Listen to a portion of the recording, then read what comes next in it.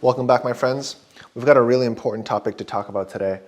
Alibaba has touched that psychological $100 threshold, and along with the Chinese internet sector, sentiment is really getting a little bit worrisome. But before we panic, before we get worried, I want you to take a breather, have a cup of coffee with me, and today we're going to be talking about Alibaba's latest quarter, a lot to unpack there. We're going to dissect the KWEB ETF, why I believe the market is being rational.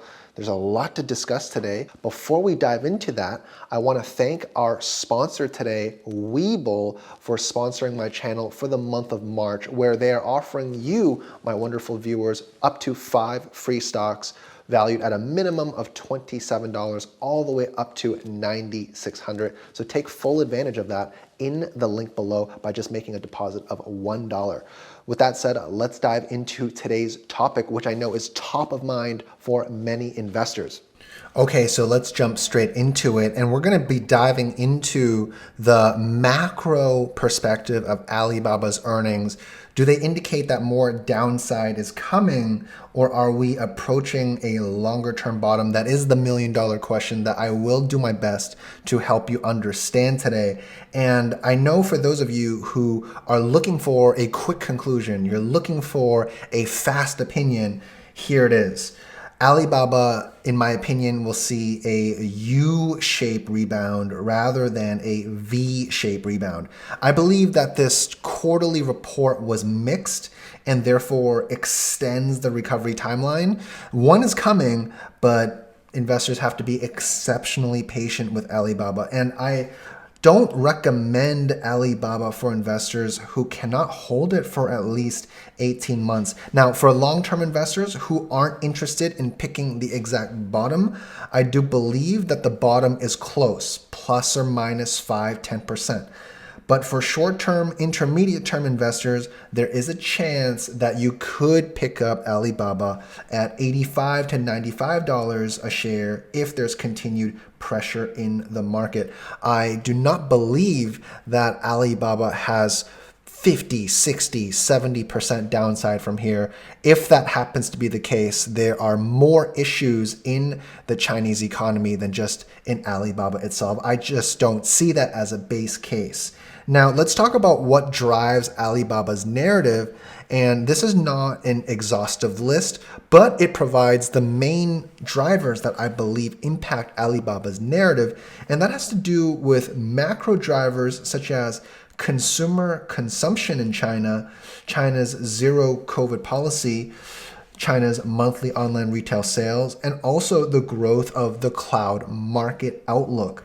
And in terms of company-specific drivers, you should be paying attention to the core health and commerce, Alibaba's investment cycle in new initiatives, so that we understand whether its margin is expanding or whether it's going under pressure. And we also have to monitor the annual active customers that Alibaba has. Now close to 1.3 billion if Alibaba is allowed to potentially leverage its user platform to cross-sell. They could have a lot of potential baked into the future that the share price is not accounting for today. And finally, Alibaba's cloud segment is becoming more important in their business, so we do have to pay attention to that as well.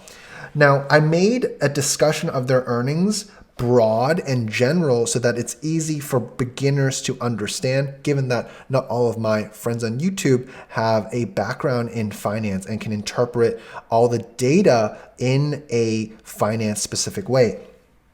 Let's take a look at the macro information. Alibaba has close to 1.3 billion annual active customers globally, and approximately 1 billion of them are in China, and approximately 300 million of them are international, making up close to 1.3 billion.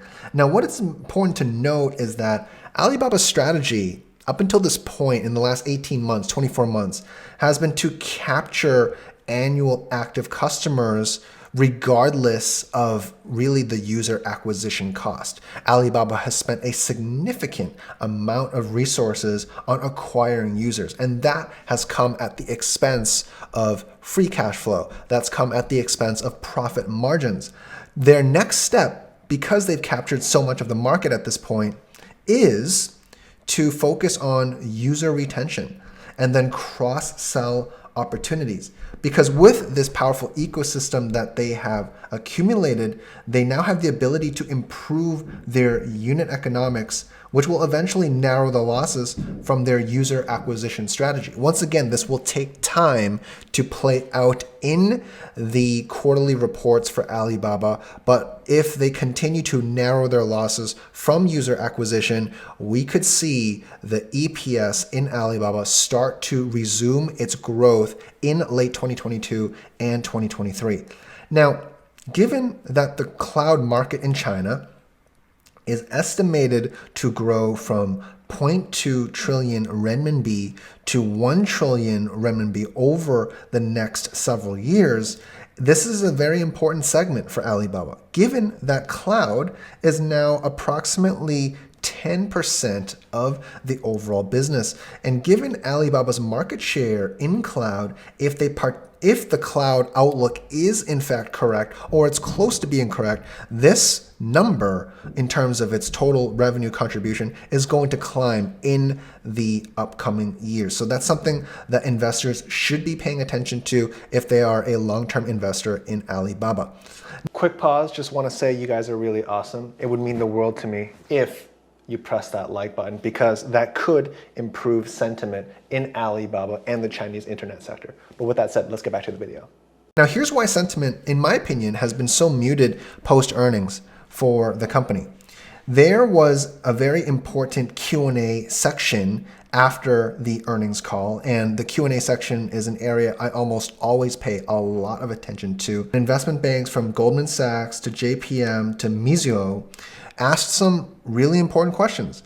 Questions relating to retail sales and questions relating to when Alibaba management might think that the consumption slowdown might start to improve and whether there is any outlook for growth in the China online retail sales business. Now, Alibaba responded with the following kind of language, which I would classify as uncertain and not directly answering the question. So here's an example. From JPM, Alex Yao asked, does he believe that the current slump in consumption in China, is it going to last a long time? Or is it going to be like a V-shaped rebound or an L-shaped rebound?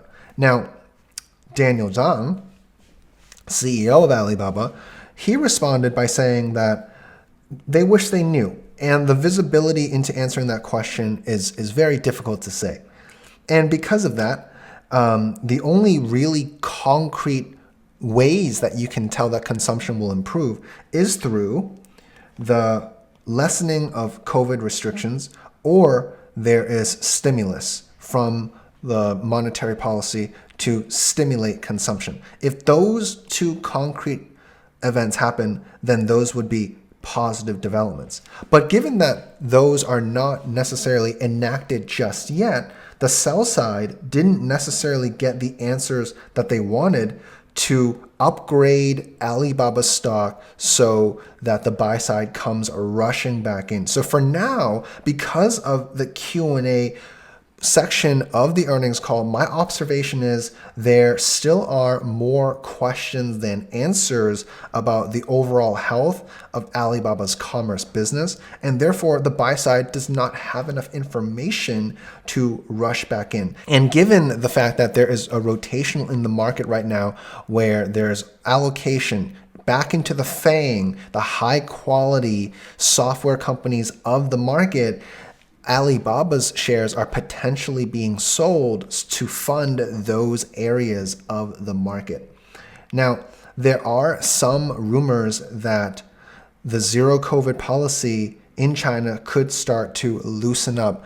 But the problem is that these rumors are in websites or sources that are a little bit more tabloid in nature.